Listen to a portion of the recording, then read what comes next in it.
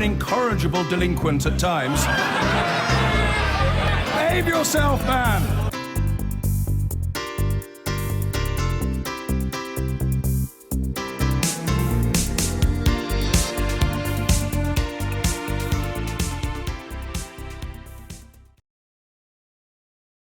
Tristram Hunt, talking of the Labour Party, was one of several high-profile figures in Labour who left the front bench when Jeremy Corbyn became leader. At the time he said, "It's important to be honest about it. I have substantial political differences with Jeremy." We've not heard a great deal from him since, but he's giving a big speech on tackling inequality tomorrow, and he joins me now. Good morning to you. Good morning, Andrew. Now, you talk in this speech about moral outrage, about inequality and poverty in this country. Are you suggesting that in the past Labour governments haven't had enough of that?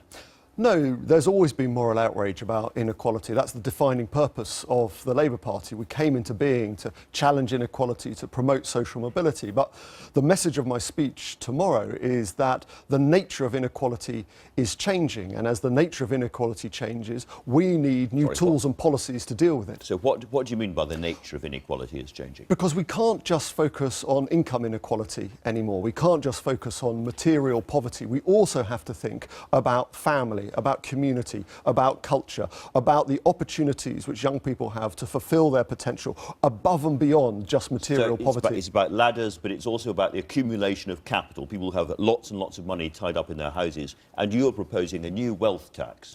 Well, what I want to see is to make sure that we have a tax system which reflects the great concentrations of wealth we're now seeing in assets, particularly in property.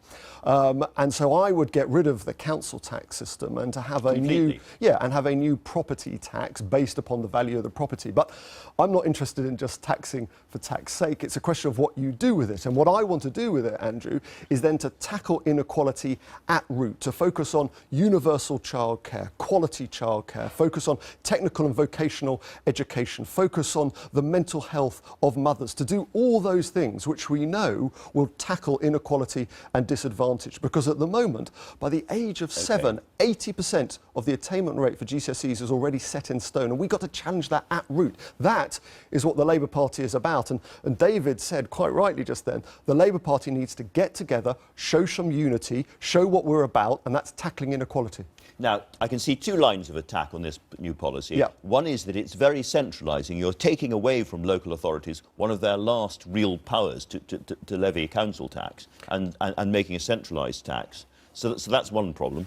Yes, and I think I'm a great supporter of devolution. I'm a great supporter of councils having, and combined authorities, more autonomy over business rates. So we've got to work that out. We have to make sure that councils, as they do in America, you know, most OECD countries have this sort of system of taxation, and they also have a very devolved model of city and regional governance. So you can work out the two together. Yeah. OK, the other thing that people will say is, here we go again, it's back to the mansion tax, which didn't do very well for the Labour Party at the last general election. This is a kind of class envy tax, and I suppose the point underlying that is it's fine to have moral outrage and be the anti-austerity party, as Labour is now, but you have to win over lots of people who are not themselves poor, but who then have to feel it is their duty to do something, pay something back. Yes, and that's the other message of my speech. When we talk about inequality, it can't just be hammering the top 1% and thinking about the bottom. Actually, we need to think about how inequality affects the totality of our society. And why people, I think, didn't like the mansion tax was it seemed very arbitrary and unfair. There's 2 million hit, and what is and is not a mansion. And what we have to make sure is that you have a progressive property tax, because at the moment, council tax is pretty regressive for those in the poorest incomes, and is very generous for those in properties worth, 5, 10, 15 million pounds. But this isn't just tax for tax's sake, it's what you do with the money. And I think we also have to realise, Andrew, is that over the course of the 20th century, taxation began in the early part of the 1900s, focusing on wealth and assets. And we focus more and more on income tax and national insurance. I think we need to go back to where wealth we started as well. and assets, because that's a more progressive approach. And that's where I disagree with the front bench, because I'm not interested in putting the top rate of income tax back up to 50p. What I am interested in is more tax on wealth and assets to tackle inequality. That's what you want to do with the money. Absolutely. Now, I just wondered to what extent this is also a tactical move, because we keep being told in the papers that there are now two Labour parties. There's Jeremy Corbyn's Labour Party with the leadership and a mass movement behind him who are way to the left. and then there's the moderate right-wing Labour Party, who are by and large the MPs. This feels to me a bit like a bridge or an olive branch from your side of the party towards the other side of the party.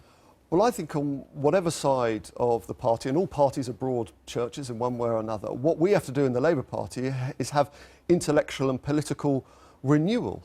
We've lost 2 general elections. We haven't made a radical, exciting case for why people want to vote Labour and why it will make Britain a better place to live and grow up and have your children go to school. In a sense, you're saying, I'm Tristram Hunt, I am not a right-winger, this is what I believe. This is radical politics. This is what the Labour Party is about. And I think, again, as David said, the Labour Party has been looking too internally recently, who's up, who's down, who's in, who's out. Actually, what we're about, what we were founded to do, was tackle inequality. And we need to get back to that. As the nature of inequality changes, we need different and new responses. And you need to change the argument away from the Syrian vote. You voted with the government. What kind of response did you personally get to that vote? I've had a mixed response, both from constituents and from party members. There were some constituents who were supportive and others who were opposed. I would say in my local party in Stoke-on-Trent, the majority were opposed to that decision. And so this Friday's constituency Labour Party meeting, we'll have a discussion about that. But have you had a lot of abuse, personal abuse, your family threatened, anything like that? No, and I think there have been some pretty ugly comments on Facebook, but we can take those as politicians. I think Polly's right. We need to have a big and active debate, but when you do get members of Parliament having to call in police protection to their family, then I think we've crossed a line. And I think some of the ugly comments surrounding the Stop the War coalition, for example, I think they've been very irresponsible with their language and activities, picketing Labour Party headquarters when we were trying to fight for the Oldham by-election. I find it extraordinary this is not just outside the Labour Party, because your leader said there would be no hiding place for those like you who voted with the government. And that's presumably what this means. Well, we should all be open and accountable about which way we vote. And I think that's about modern politics. One of the advantages of digital democracy is that people can get in touch with you before and after a vote to express their views. And one of the downsides is people lose some of their reservations, shall we say, when it comes to taking this kind of politics on the web. So what's your message to the party generally about the tone of this debate? My message to the party is that we have to have a much more respectful tone about differences within the party. It seems to me that every time Jeremy says he wants a gentler, kinder politics, we seem to have a swathe of outrage from certain parts of the party. And people aren't listening to him. Can I ask you about one other story that's been in the papers all day, which is the possibility of a reshuffle on the back of a very, very good by-election result for Jeremy Corbyn in the Labour Party, and it's now suggested he might use this opportunity to remove some of his main critics in the party, notably Hilary Benn, from the positions that they are holding at the moment. Would that be a dangerous thing for him to do, in your view? Well, first of all, let's pay tribute to Jim McMahon, our great new Member of Parliament for Oldham, who fought a brilliant campaign. But let's not spend too much time doing it. Just the kind of moderate mainstream MP we want in Westminster. I think you want what they call in the States bench strength when it comes to the shadow cabinet. You want the team of rivals. You want actually lots of people from different parts of the party. This seems a bit of a Sunday story, and I'd go back to my message, is that rather than who's up and who's down... Would you be worried to see such a reshuffle? Rather than who's up and who's down, let's focus on what's important, challenging inequality and new policies and systems to do that. That is what the Labour Party is about. And when you speak to David Early and others, what frustrates people are the divisions and not focusing on what matters. Tristram, you're going to join us at the end of the programme, but for now, thank you very much indeed. I've been getting away with it all my